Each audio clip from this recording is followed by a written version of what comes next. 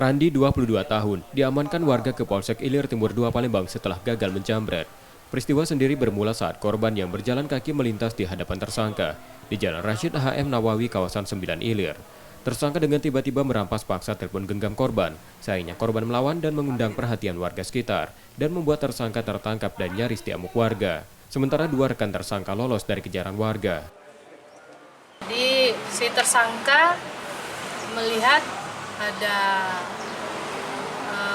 target yang sedang mainkan HP, langsung dirampas, dan si korban dengan sigap membuat perlawanan dengan aksi tarik-tarikan, dan pelaku berhasil diamankan, dan untuk BB diamankan oleh Satpam JM karena terjatuh di TKP di situ.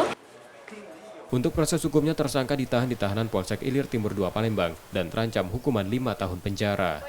Reski Oktora, Muklas Diferensial, Kompas TV, Palembang, Sumatera Selatan.